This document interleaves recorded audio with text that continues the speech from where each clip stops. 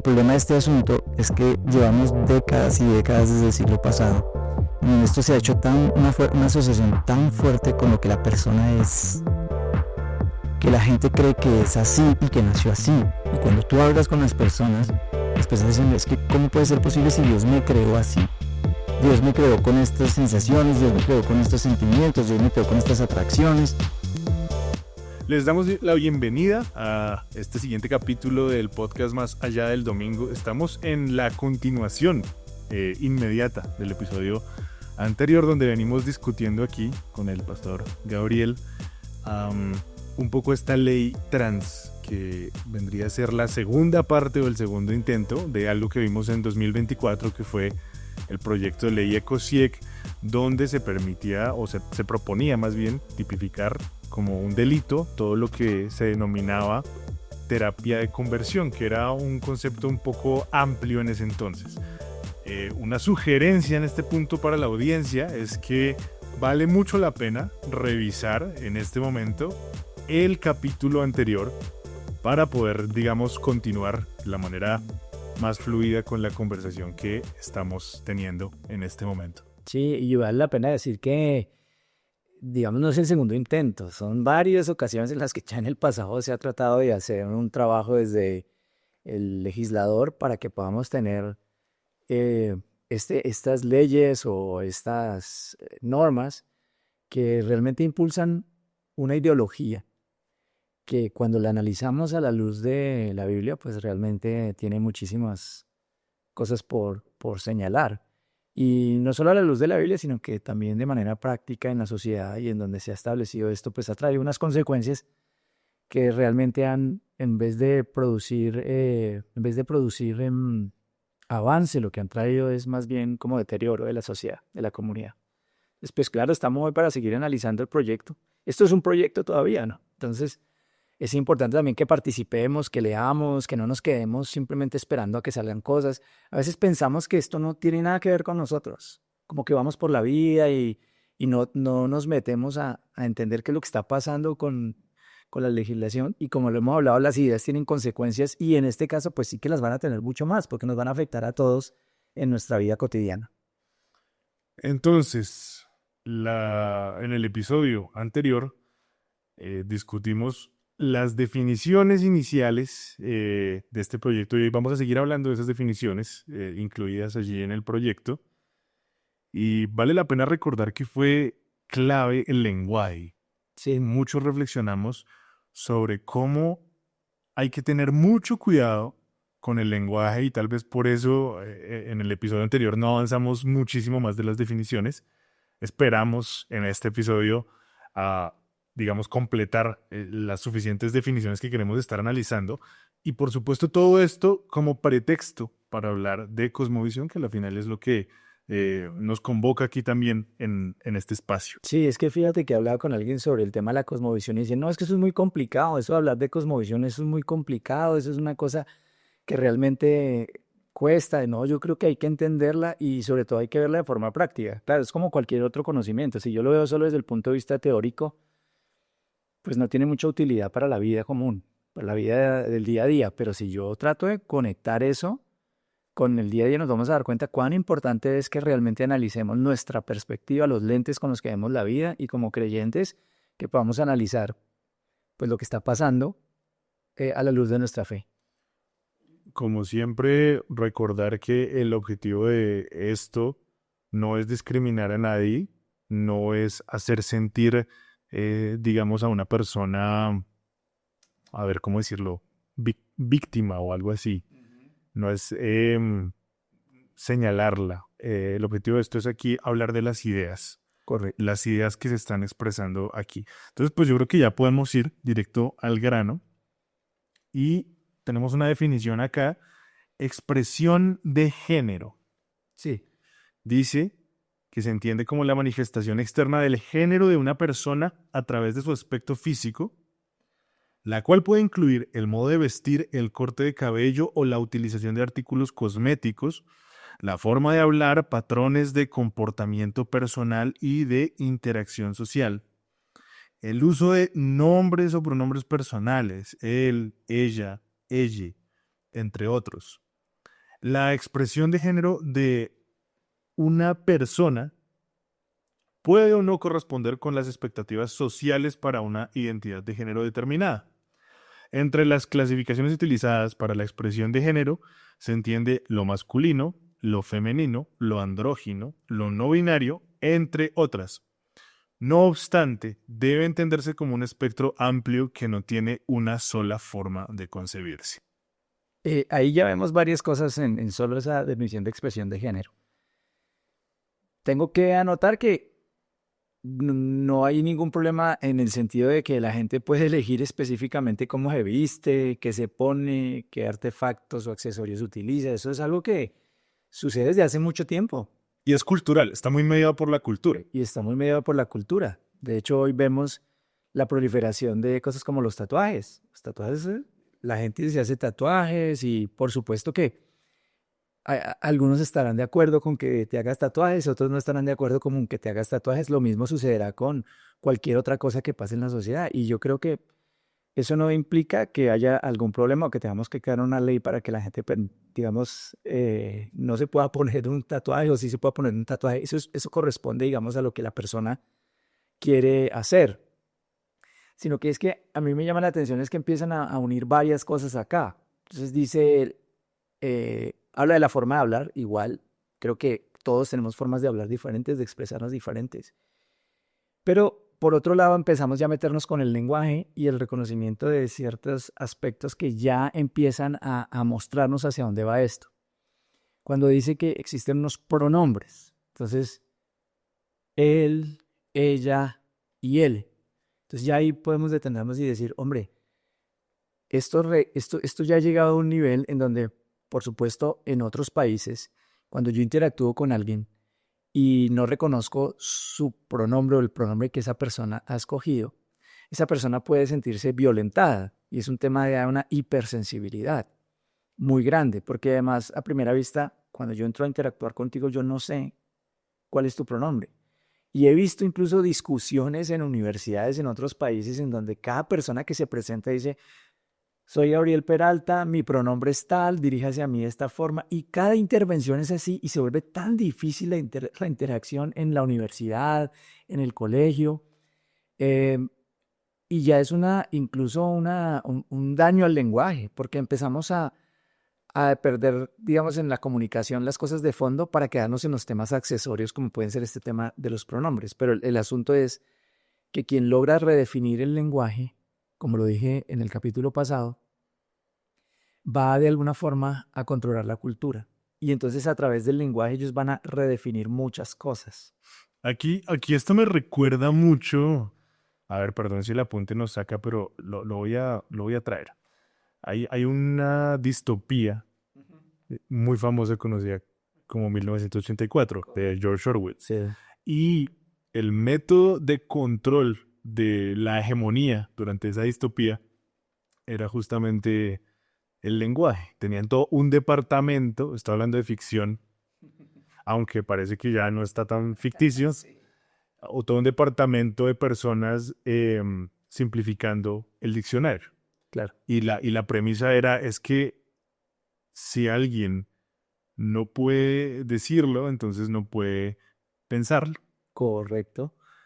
Y es una discusión muy interesante de epistemología, pero solamente es llego a una conclusión muy rápida y es, claro, ya cuando hay una ley que media la manera en la que yo hablo, tengo que prender las alarmas.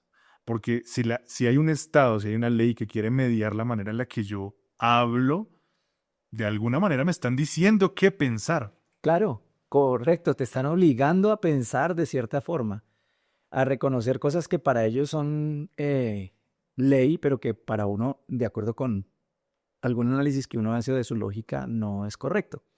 Y por eso, al todo el tiempo estar martillando una palabra, ese concepto se va quedando, se va quedando. Y por eso están tan interesados en que en las instituciones educativas esto se haga, porque es allí donde se está dando la formación de las nuevas generaciones.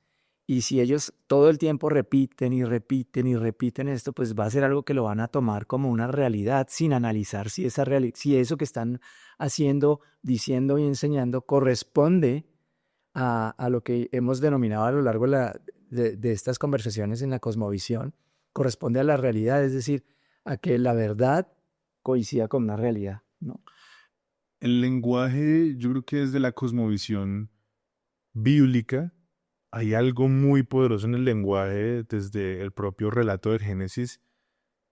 Dios crea el mundo en un ejercicio de lenguaje. Sí, Y creo que esto corresponde mucho con la idea de que el lenguaje media la manera en la que nosotros nos relacionamos con la realidad. sí. Y fíjate que quitando todo este elemento místico que a veces yo encuentro en algunas congregaciones en donde dicen es que las palabras tienen poder, y entonces caemos en ese elemento místico que a veces nos caracteriza tanto a los latinoamericanos, donde creemos que por decir algo eso va a pasar porque sí, Se ató. se ató. Entonces ató a alguien con lo que dijo. Eh, y ya llegamos a un extremo y algo que tal vez lo estoy caricaturizando. Ay, se me fue Caricaturizado. caricaturizando ahora. Gracias. Pero que suena así un poco divertido, pero que es la realidad. O sea, entramos en un elemento místico, supersticioso, en donde no llevamos al exceso, digamos, este concepto de que las palabras tienen poder, pero yo sí creo que tienen poder, o sea, tienen poder en el sentido de que es un regalo que Dios nos ha dado, la comunicación, somos los únicos seres de la naturaleza, los seres vivos, que tenemos esta capacidad de comunicarnos de una manera elaborada, que produce conocimiento, que produce progreso, que produce desarrollo, que estrecha relaciones. Entonces, claro que hay algo muy, muy importante allí. La gente que hoy trabaja el tema de programación neurolingüística, por ejemplo, reconoce la importancia de lo que son las palabras y de trabajar con la gente para que ellos conciban ciertas cosas en una manera. Luego, sí es importante que entendamos que las palabras hay que darles el valor suficiente y hay que entender que el lenguaje no, esto no es una conversación, ay, pero ¿por qué simplemente no nos dejan? Dígales ella o lo que sea que tenga que decirle. Para problematizarlo, es el lenguaje, bueno, la palabra comunicación o comunicar es poner en común. Y el lenguaje lo que nos permite es precisamente agarrar la realidad y poderla poner en común. Un poco la conversación que tuvimos en los primeros capítulos cuando hablábamos de el verde, el color verde, y bueno, si lo vemos igual o no. Y el problema es cuando aparecen una serie de términos totalmente arbitrarios. Bueno, claro, si hablamos de semiótica, casi que todo el lenguaje es arbitrario, pero para mantenerme centrado, si aparecen un montón de términos que dependen de lo que a cada quien se le ocurra, Imagínate. que es un poco lo que está pasando aquí, porque aquí dice al final, es un espectro amplio que no tiene una sola forma de concebirse. Pues, ¿cómo puedo poner algo en común si yo ni siquiera entiendo el nivel de expresión del otro? No existe ese verde, no existe una palabra que nos permita entendernos el uno al otro. Solamente un poco lo que hablábamos que está detrás de esto es se me fue la palabra, el desinterés, la indiferencia. Ok, sí. De usted tenga su palabra, yo tengo la mía. Y lo que se está logrando con eso es transmitir un nuevo enfoque, una nueva realidad sin mayor análisis. Es que fíjate que cuando hablas de los pronombres, no se queda solo en los pronombres, sino que ahora, por ejemplo, ellos dicen que esa percepción o autopercepción que las personas tienen pueden o no coincidir con el sexo biológico que le ha sido asignado al nacer o que se reconoce como socialmente. Y para aquellos que tal vez nos reconocemos como hombre, en mi caso, o mi esposa como mujer, entonces nos catalogan ya en algo que se llama cisgénero. Entonces fíjate que no es solo un pronombre. Ahora hablamos de algo que es la persona cisgénero. Entonces se habla de un hombre cis o de un hombre trans. Se habla de una mujer trans y de una mujer cis. Y si esto lo seguimos ampliando en todo este espectro, ¿qué es lo que se está haciendo al final? Y vuelvo a mi punto de lo que se logra incluso desde la educación. Están normalizando algo, están haciendo que algo que ellos creen, basados en una ideología que podríamos analizar con más detalle, que no corresponde a la realidad y que va a tener unas consecuencias que no son las mejores para las personas, se instale en la sociedad. Yo recuerdo Jordan Peterson, es un psicólogo, es un académico, es un escritor muy prolífico que vive en Canadá y él se tuvo que enfrentar incluso en Canadá a esto. Y él se negó a utilizar estos pronombres, él se negó a utilizar pues todos estos términos y fue llevado a juicio. Y básicamente él lo que argumentó es: usted no puede quitarme a mí mi libertad de expresión. Usted no puede quitarme a mí mi libertad para decir qué veo y qué no veo y cómo eso corresponde a la realidad. Entonces, él de alguna manera se levantó en contra de esto que estamos hablando, y es que a través del lenguaje se nos quiera implantar algo en lo cual no creemos nosotros. Ahí también hay una conversación muy interesante que creo que termina también impregnándose en este documento, y es, mencionaste la libertad de expresión y también voy a mencionar una cosa que es la ofensa. Sí. Eh, porque nos quieren obligar a no ofender, cuando tal vez el principio o un principio legislativo, bueno, yo no soy abogado, pero un principio legislativo que nos ayude a tener un estado donde se defiende la libertad, más allá de no ofender si usted ofende, se hace responsable de lo que dijo. O si usted dice algo, se hace responsable. Y eso funciona mucho mejor. Sí. Porque ahí tú no me estás diciendo qué pensar. Lo único que me estás diciendo es que tienes que ser responsable de tus afirmaciones. Claro. Pero es que esto lo que me está diciendo es no. Usted no puede hacer ciertas afirmaciones. Correcto. Y yo entiendo que nosotros no tenemos el derecho de dañar a otra persona, vuelvo y digo, de insultar a otra persona. Esa es mi convicción personal.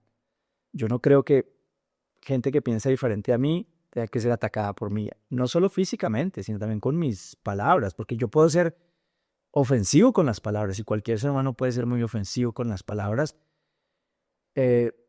Pero cuando hablo de este tipo de ofensa, me estoy refiriendo a esa ofensa que ataca el carácter, que ataca a la persona, haciéndola, quitándoles, digamos, su valor, su valía. Y yo quiero ser claro en esto: nosotros reconocemos el valor, como lo hemos dicho, de cada persona. Sin embargo, si yo estoy en la búsqueda de la verdad, yo tengo que arriesgarme a ofender a otros al no quedarme comiendo entero, sino al profundizar en ciertos aspectos.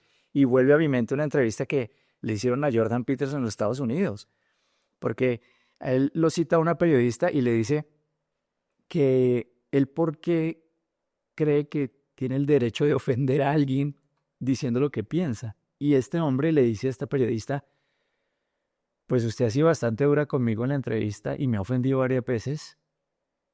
Y el tema es que lo hace porque usted está buscando la verdad como periodista. Entonces se está arriesgando a ofenderme. Luego, cada persona que hace esto o que trata de buscar la verdad se arriesga a ofender a otro, porque puede simplemente decirle algo que la persona está de acuerdo.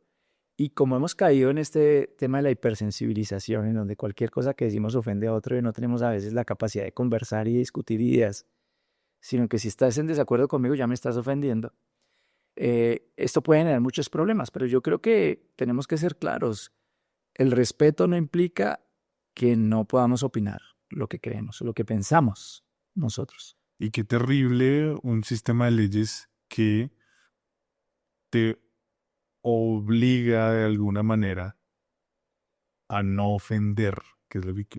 O sea, yo no ofendo a la gente porque son mis convicciones, son mis valores, no porque me lo exige un sistema. Así es. ¿Qué es lo que termina pasando aquí? Aquí ya no importa la convicción de la gente, aquí tienes una imposición de... Claro, porque es que hay algo que hay más allá también de fondo, ¿no? porque hay un tema ideológico y tiene que ver con cambiar todo, la manera en que concebimos al ser humano, que eso eh, hay mucho detrás de esto, pero también a través de estas leyes se da uno cuenta de la forma en que se concibe el Estado. Y es un Estado que él determina todo. O sea, el Estado es el papá de todos y determina, un papá, digamos, tergiversado, que determina cómo se hacen las cosas, cómo se comercian, cómo se habla, cómo te puedes relacionar. Es un Estado que controla absolutamente todo. Y eso está también completamente contrario a la función del Estado que la Biblia nos dice. Bien. Eh, Luego, aquí el tema es que si yo estoy buscando la verdad, y recuerden la importancia de esto que hemos hablado, si Jesús dijo que Él es la verdad y que Él vino a dar testimonio de la verdad, pues buscar la verdad debe ser algo muy importante para todos nosotros. Y esto tiene que ver con eso. ¿Cuál es la verdad con respecto a lo que llaman género? ¿Existen realmente una expresión de género que refleja una realidad, una verdad, en donde no existe solo un hombre y una mujer, sino que puede existir cualquier cosa de acuerdo a lo que a mí se me ocurra o me pueda inventar? Y ahora incluso se habla ahí mismo en las definiciones de persona de género fluido. Dice que son personas que tienen una vivencia fluctuante de género, sin un género fijo y o permanente, y que en ocasiones difiere del género entendido en forma binaria. Imagínense lo que tenemos acá, esto va más allá y es lo que usted quiera a lo largo de su vida, haga lo que quiera y usted un día puede pensar que es una cosa y otro día puede pensar que es otra cosa y la gente tendrá que reconocerle eso. Entonces, si hoy yo me encuentro con alguien que considera que es una mujer, pero físicamente y biológicamente es un hombre, entonces se le ocurrió que yo tengo que llamarlo de cierta forma. Pero mañana ya se concibe como no binario, que es otro término que aparece en las definiciones. Entonces ya tengo que cambiar la manera en que me aproximo a esta persona.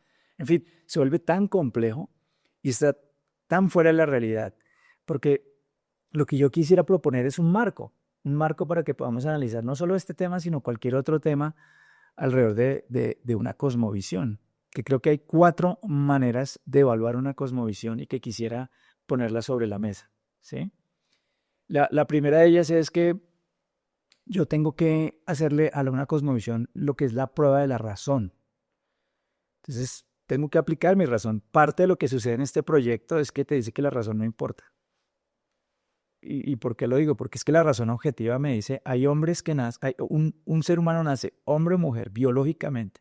La biología me dice esto. La razón me dice esto. Yo observo y puedo ver algo que corresponde con una realidad objetiva. Y la razón se aplica sobre esa realidad objetiva. En este proyecto y en todo lo que quieren hacer nos dicen, no, no, no, esto es fluido.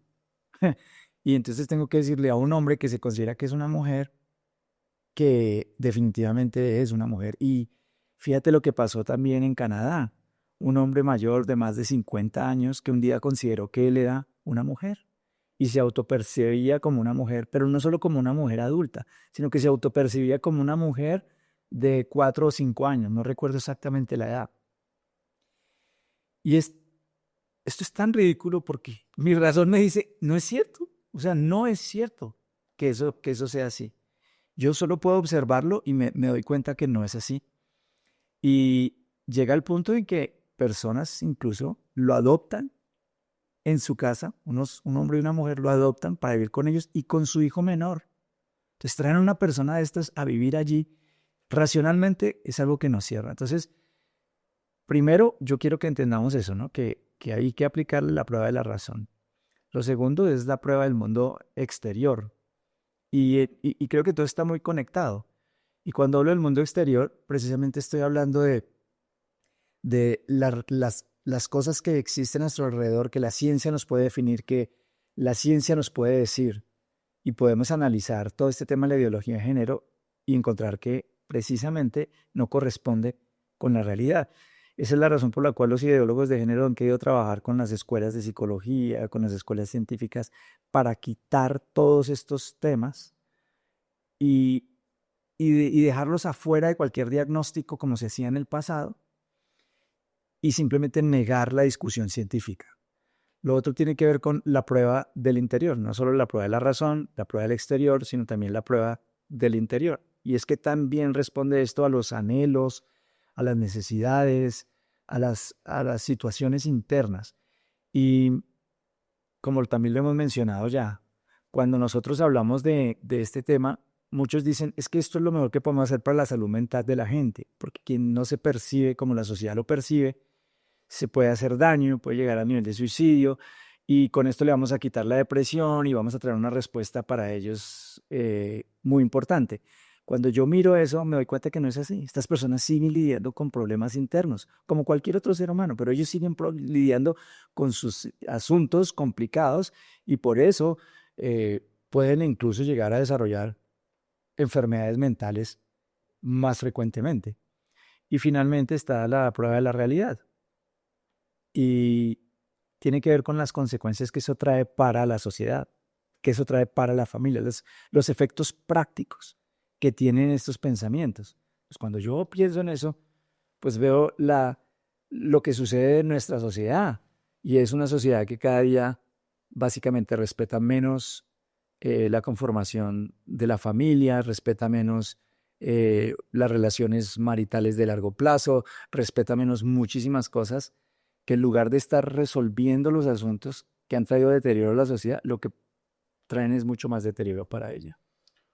Ahí, en esa última prueba de la realidad, es donde encontramos unas dificultades con lo que proponen leyes como esta. Ahorita que mencionabas lo del género fluido, sé que lo que voy a hablar justamente no es, a ver, no es específicamente hablando de género fluido, pero hoy en día también está en auge el tema de los transespecie. Sí, Que a la final es algo que, si yo lógicamente admito esto, lógicamente tengo que admitir lo otro. correcto. Es así de simple. Explica un poquito lo de la transespecie de pronto para las personas que están conectándose con nosotros en este podcast. Transespecie es la persona que considera que ya ni siquiera es su sexualidad la que no coincide con lo asignado, sino ahora dice, la especie que se me asignó al nacer no coincide con la especie con la que me siento. Y ya, o sea, esto parecía un chiste, pero ya es preocupante. Ya hay comunidades enteras de esto. O sea, el otro día tuve la oportunidad de ver, por ejemplo, unos transespecies que se autoperciben como ovejas Ok, y los tienen en un corral. imagínate. O el otro día también, por ejemplo, vi un transespecie que se autopercibía como un perro. Y entonces estaba en una competición canina de adiestramiento canino. Y pues era un perro súper inteligente porque se ganaba Date. todas las medallas. Claro. Que ya esto empieza a afectar, que seguramente lo veremos más adelante, temas, digamos, de la sociedad como lo es la cultura, la economía. Pensemos, por ejemplo, en nada más una persona que se percibe como perro, entonces que está en situación de animal de calle. Entonces, el mecanismo estatal lo que tiene que hacer es recoger ese animal y llevarlo por un tiempo, no sé, a una perrera, y si no lo adoptan, entonces le tiene que aplicar la eutanasia porque es un perro. Wow. Pero, digo yo, Pues a eso pues podría uno llegar. uno podría llegar a defender esto hasta, o sea, a la final esa es la prueba de la razón y esa es la prueba del mundo real. Sí. Es lo que están haciendo, o sea, es lo que termina pasando. Si yo acepto estas lógicas, hasta allá podemos llegar. Y esto tiene un montón de vertientes. Si una persona de género fluido, entonces, no sé, un individuo masculino biológicamente, estoy usando los términos aquí incluidos, yo no normalmente me expreso así, pero un individuo de sexo biológico masculino, pero una expresión de género fluido, entonces, no sé, se sintió mujer durante 20 minutos, porque dice que esto no es... Entonces, durante esos 20 minutos entró al baño de mujeres y al minuto 25 vio a una mujer atractiva entrar al baño también y entonces otra vez se volvió a sentir hombre ¿Y qué puede pasar ahí? Tú lo estás llevando a un extremo, a una situación extrema de los 20 minutos, pero eso ya ha sucedido. Está sucediendo en cárceles en los Estados Unidos, en donde lo que han hecho los presos es que ellos dicen, hombres, dicen, yo me percibo como mujer, los han tenido que trasladar a cárceles de mujeres y en las cárceles de mujeres han abusado de esas mujeres. Es que eso es algo que ya ha sucedido. Luego, suena, digamos, extremo cuando tú lo dices, es que 25 minutos me siento así, 25 me siento así, pero es que eso ya está sucediendo. Y aquí lo que me parece también peligroso, hilando con la idea de que nos quieren llevar a no pensar, es que la sociedad está aceptando unos dogmas. ¿Y por qué utilizo ese término en particular?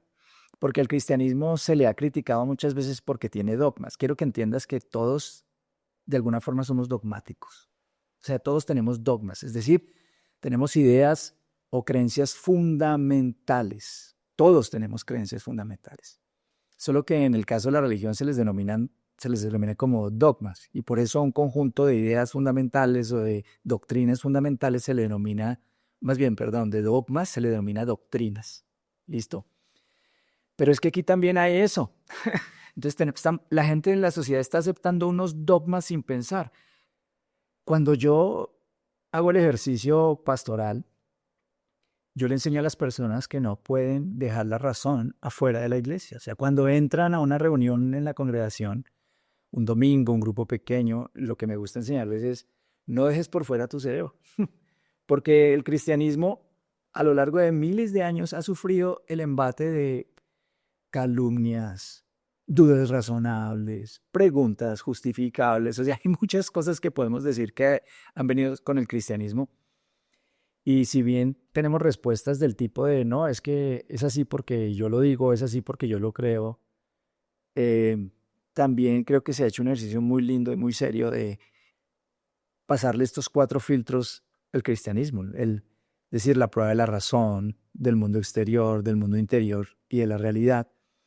Y encontramos que hay bastante consistencia en el pensamiento cristiano, mientras que nunca debatimos estas cosas y ellos sí pueden a nosotros debatirnos y no creer cosas y atacar nuestras creencias, las personas que no están de acuerdo con nosotros en este sentido.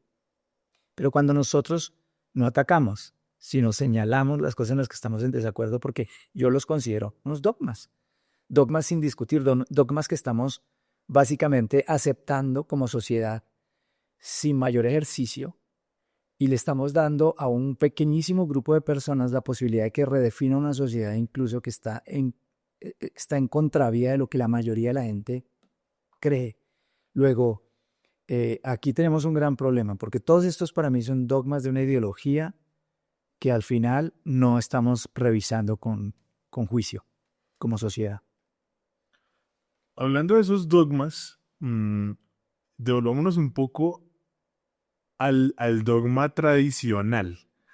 Claro, lo expreso como dogma, pero para agarrar la conversación por ahí, que es, existen dos géneros, Sí, dos sexos, dos sexos. sexo masculino y sexo femenino. Aquí hay una definición que es la intersexualidad. Ya hemos leído algunas más.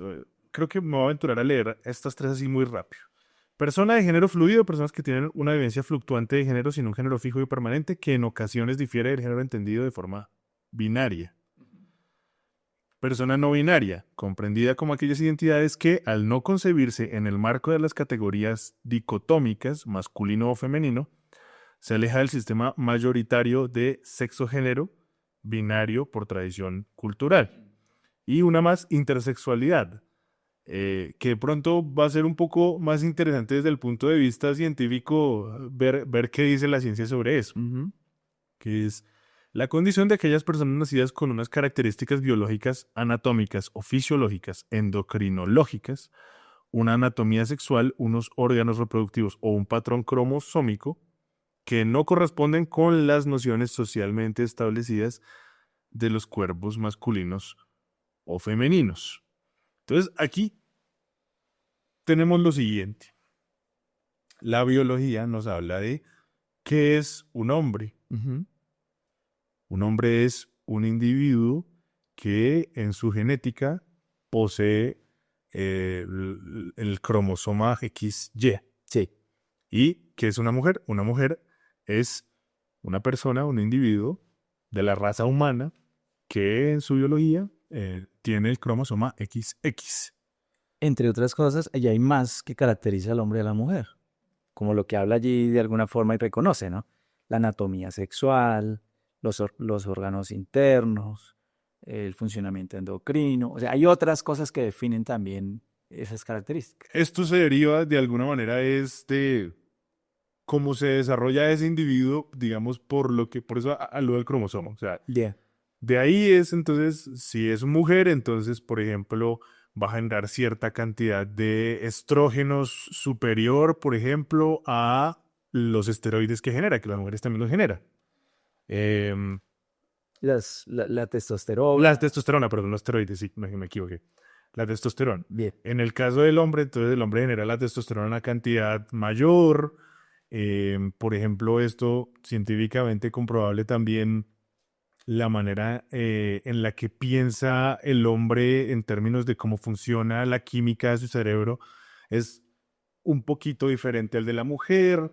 Ni mejor ni peor, diferente. El uso de los hemisferios. O sea, parece que las mujeres, eh, según lo que entiendo, es las mujeres todo el tiempo creo que usan Los 10 hemisferios. los dos hemisferios, creo que es la cosa, y el hombre lo que tiene son conexiones muy, muy fuertes dentro de cada hemisferio. O sea, como que a la mujer le cuesta un poco más, eh, digamos, conectar un hemisferio con el otro, en términos de las emociones versus la lógica. Pues yo te diría que entendiendo esto es, la mujer, me gusta siempre expresarlo de esta forma, cuando la mujer habla, se activan tanto el hemisferio derecho e izquierdo, es decir, la lógica y la emoción se activan al mismo tiempo, por eso la mujer puede pensar y hablar de sus emociones tan fluidamente, si hablamos de fluidez.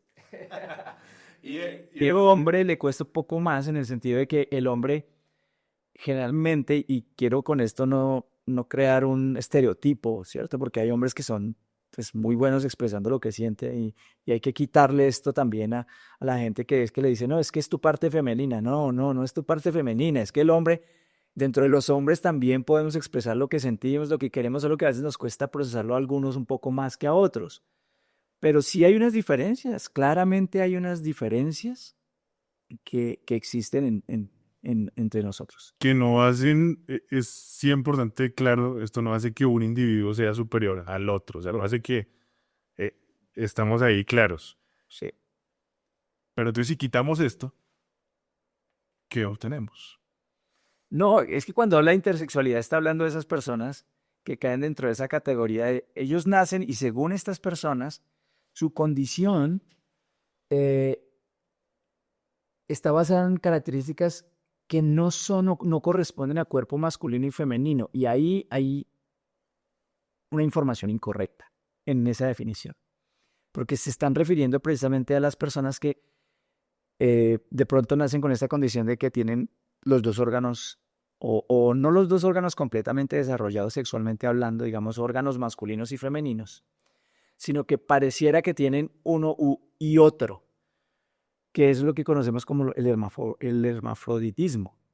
Hoy estoy enredado en la lengua. Y entonces, eh, ahí hay un error y es que precisamente cuando una persona se cataloga dentro de este grupo, hay unos genes dominantes. Es decir, hay o XX o XY que es dominante.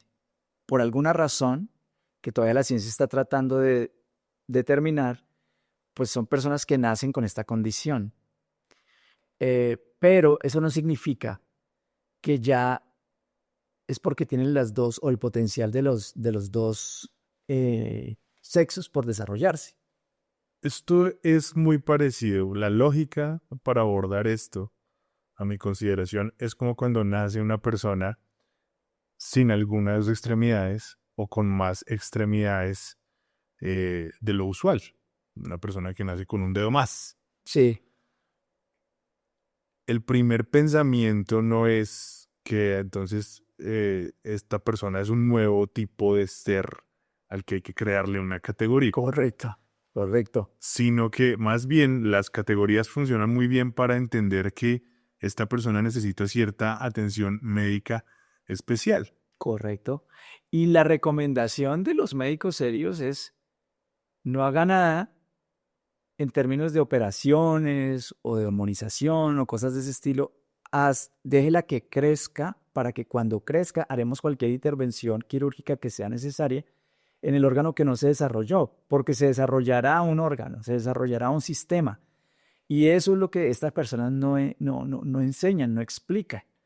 Luego, la sugerencia de ellos es que recién están de niños, papá y mamá decían qué es lo que quieren. Entonces, si quiere una niña, entonces es que lo operen para que sea una niña. Si quiere un niño, que hagan la operación. Y eso es un problema, porque realmente no están permitiendo que el cuerpo de esta persona se desarrolle y ese cuerpo indique realmente qué fue lo que pasó. Tengo que decir que el número de personas que viven esto es mínimo, o sea, es un porcentaje pequeñísimo en el mundo, como para que queramos de alguna forma justificar una ideología como esta a partir de una realidad como la que estamos mencionando. Ahora bien, nos volvemos un poco a persona no binaria o persona de género fluido, que fueron las otras dos definiciones. Sí. Entonces, si yo otra vez quito un hombre es una persona con esta genética y una mujer es esto, entonces, ¿qué obtengo? Básicamente es que un hombre es aquella persona que se reconoce como hombre y una mujer aquella persona que se reconoce como mujer, pero eso tiene un problema y es que es un razonamiento circular. Entonces, yo podría usar esa misma para todo. Yo podría decir, ¿qué es una mesa? Algo que yo identifico como mesa. ¿Qué es una silla? Algo que yo identifico que es una silla. Entonces, a la final, nada es nada. Es que aquí incluso ellos tienen una contradicción en su pensamiento, porque ellos reconocen que existen cuerpos masculinos y cuerpos femeninos. En las mismas definiciones uno encuentra esto, cuerpo masculino y cuerpo femenino. Luego, ¿a qué hacen referencia a alguien que quiere ser una mujer trans o un hombre que quiere ser mujer, para ser claro? Pues está haciendo referencia a algo que la biología determina que es la mujer. Y entonces está violando la realidad, el principio de la realidad, está violando el principio de la razón, porque está diciendo, existe un cuerpo femenino, a ese es lo que yo hago referencia cuando quiero ser mujer, pero ni siquiera te pueden definir eso desde la perspectiva biológica, porque si ellos definen eso desde la perspectiva biológica, todo su edificio se les cae. Que es lo que vimos ya de no hay gen gay, esta investigación de la revista Time, por ejemplo. En últimas, termina siendo difícil porque es básicamente una manera, y perdón, tal vez lo que va a decir va a sonar fuerte, pero es una manera políticamente correcta de expresar es, aquí tenemos un hombre que quiere parecerse a una mujer, pero para ahorrarme la retaíla, pues sencillamente yo digo, no, sí es una mujer, pero es una mujer que transicionó, una mujer trans. Una mujer trans. Mira que mencionabas el estudio de la revista Times, precisamente que fue el estudio más exhaustivo que se hizo y lo pueden buscar en internet, se llama No existe tal cosa como el gen gay. Es el estudio más exhaustivo que se ha hecho con personas que tienen tendencias homosexuales, a lo largo, digamos, de un tiempo, son muchos individuos y se concluye que esto no tiene ningún asiento biológico. Si ustedes recuerdan, a finales del siglo pasado todo el mundo decía que esto era de nacimiento, que uno nacía así, y es ahí donde está, creo que el punto con el que yo quiero llegarle hoy a quienes nos escuchan.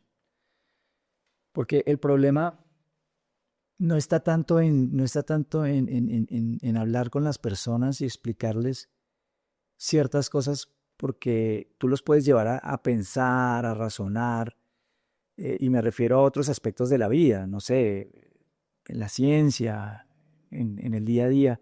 La gente está más abierta a escucharte y a repensar lo que cree, porque es algo que no han asociado con su identidad. El problema de este asunto es que llevamos décadas y décadas desde el siglo pasado, en donde esto se ha hecho una asociación tan fuerte con lo que la persona es, que la gente cree que es así y que nació así. Y cuando tú hablas con las personas dicen, es que ¿cómo puede ser posible si Dios me creó así? Dios me creó con estas sensaciones, Dios me creó con estos sentimientos, Dios me creó con estas atracciones. Y entonces ellos han unido un comportamiento con su identidad. Y ahí es donde entramos en el problema. Por eso se ofende tanto la gente. Y lo que quieren proyectos como estos es seguir llevándonos por ese camino de decir que es que esto es algo con lo que la gente nace y como fue diseñada. Pero ellos mismos se contradicen en la forma en que lo redactan, porque están diciendo, no es como fueron diseñados, es como ellos se perciben. Y es el mensaje que quiero darle a las personas. No naciste así. Si tú tienes una tendencia como esta, luchas con algo como esto, no naciste así. Hay que entender qué fue lo que pasó y por qué estás lidiando con lo que estás lidiando. Y eso no es para traerte culpa, ni vergüenza, ni mucho menos. Como lo he dicho muchas veces, todos lidiamos con cosas. Pero debemos reconocer que no se trata de quién eres, se trata de lo que estás experimentando, lo que estás sintiendo o cómo te estás comportando. Pero hay una realidad de quiénes somos, cómo nacimos, cómo fuimos creados por Dios. Y eso es lo que la Biblia nos muestra. Fuimos creados hombre y mujer. Bellamente creados así, con características espectaculares que podemos disfrutar y que desgraciadamente en un diseño precioso que existía, pues se ha dañado ese diseño cuando nos hemos alejado de Dios.